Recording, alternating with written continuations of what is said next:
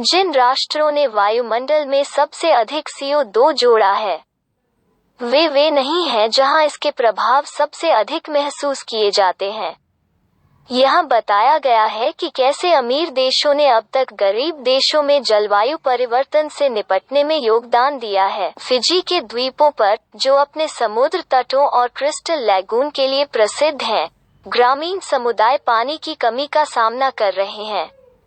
पिछले एक दशक में देश ने अल नीनो द्वारा संचालित गंभीर सूखे को देखा है, जो प्रशांत महासागर में गर्म धाराओं का एक पैटर्न है जिसका दुनिया के मौसम पर दूरगामी प्रभाव पड़ता है।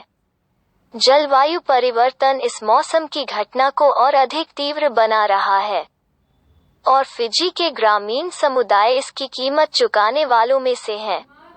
लेकिन भले ही जलवायु परिवर्तन अत्यधिक मौसम जैसे सूखे को अधिक बार और गंभीर बना देता है, ऐसे तरीके हैं जिनसे फिजी सुनिश्चित कर सकता है कि जीवन अभी भी संभव है। एक परियोजना में 20 समुदायों और 10 स्कूलों ने इन सूखे के अनुकूल होने के लिए अपनी जल प्रणालियों का पुनर्वास किया है। यह योजना न्यूजीलैंड के विदेश मंत्रालय द्वारा वित्त पोषित है और दुनिया भर में उन हजारों परियोजनाओं में से एक है जो गरीब देशों को अक्सर जलवायु परिवर्तन का खामियाजा भुगतने के लिए अपनी प्रतिज्ञाओं के हिस्से के रूप में अमीर देशों द्वारा वित्त पोषित हैं।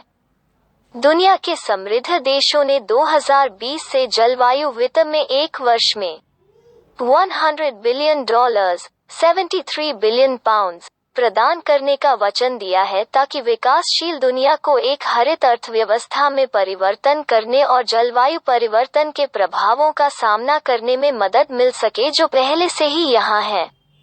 एक स्थायी भविष्य के लिए संक्रमण एक बड़े मूल्य टैग के साथ आता है, लेकिन यह हमेशा स्पष्ट नहीं होता है कि बिल किसे देना चाहिए या पैसा कैसे खर्च किया जाना चाहिए। जैसा कि कई देश कोविड-19 के लगभग 2 वर्षों के आर्थिक प्रभावों के साथ संघर्ष करते हैं, यह तय करना कि कौन सी वित्तीय जिम्मेदारी वहन करती है, जलवायु के लिए बहु-अरब डॉलर का प्रश्न बन गया है। $100 अरब प्रति वर्ष की प्रतिज्ञा 2009 में कोपेनहेगन में अशांत जलवायु वार्ता से पैदा हुई थी। गहन वार्ता के बाद विकासशील देशों ने दुनिया के सबसे अमीर देशों से पहल की कमी का विरोध करने के लिए शिखर सम्मेलन से बाहर निकलने की धमकी दी। $100 बिलियन प्रतिज्ञा अमीर देशों का जवाब था, और इस राशि को सालाना उपलब्ध कराने के लिए 2020 की समय सीमा निर्धारित की गई थी। इस धन को जुटाकर जिन राष्ट्रों ने ऐतिहासिक रूप से सबसे अधिक कार्बन उत्सर्जन किया है, समृद्ध विकसित राष्ट्र, ने दिखाया कि वे विकासशील देशों को एक ऐसी समस्या से निपटने में मदद करने के लिए तैयार थे जो काफी हद तक उनकी रचना की नहीं थी।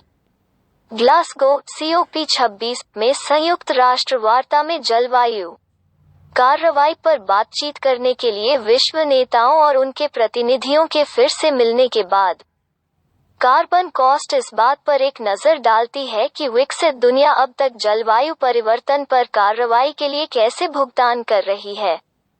क्या अमीर देशों ने सालाना $100 अरब का लक्ष्य हासिल किया?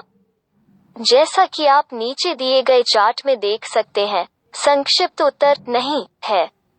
वर्ष 2019 अंतिम वर्ष है जिसके लिए आर्थिक सहयोग और विकास संगठन OECD का व्यापक डेटा है, जो अमीर देशों के स्व रिपोर्ट किए गए अनुमानों के आधार पर कुल का अनुमान लगाता है।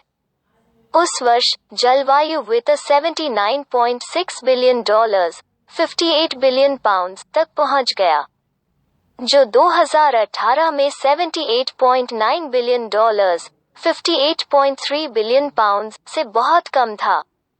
2023 तक $100 बिलियन के आंकड़े तक पहुंचने की उम्मीद नहीं है, हालांकि COP26 में किए गए नए वादे प्लग करने में मदद कर सकते हैं। आप ऊपर दिए गए चार्ट में इस पैसे की उत्पत्ति देख सकते हैं। जलवायु वित्त विभिन्न स्रोतों से आता है, जिसे मोटे तौर पर 2 श्रेणियों में विभाजित किया जा सकता है: सरकारों से सार्वजनिक योगदान और व्यवसायों से निजी योगदान जो इस सार्वजनिक वित्त पोषण से जुटाए जाते हैं।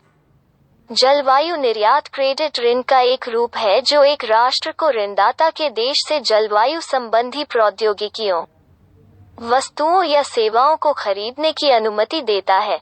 जैसा कि आप चार्ट से देख सकते हैं, अधिकांश पैसा सरकारों से आया था।